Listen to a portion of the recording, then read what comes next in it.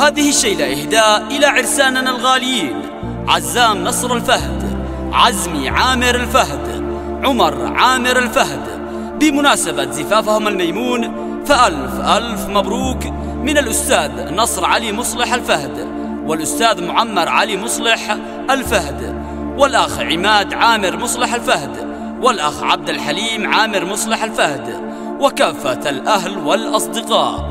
كلمات الشاعر أبو عماد العكام، أداء المنشد خليل العسلي. يا هاجس القيف انزف البشاير، واكتب على نظم القصيد المفصل عذبة أهاني الوردة والمشاعر، مع التحية والسلام المبجل للفهد ذي له ماضي وحاضر، ومجد باقي في العلا ما تبدل.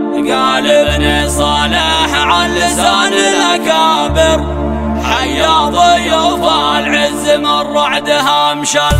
وارحبوا يا داني يا دانا ويا داني دانا، يا داني يا دانا ويا داني دانا، يا داني يا دانا ويا داني دانا. طاب السمر يا ليل يا ليل طول، يا هاجس القيف انزف البشاير، واكتب على نظم القصيد المفصل عذبة أهاني الواردة والمشاعر، مع التحية والسلام المبجل للفهد ذي له ماضي وحاضر، ومجد باقي في العلا ما تبدل. قال ابن صالح عن لسان الأكابر، حيا ضيوف العز من رعدها مشى. حيا رموز القبيلة والعشاير، حيا ضيوف الفهد، حيا من أقبل على الرؤوس الشامخة والمناظر، حياكم الممسى ورحب وسهل. يا داني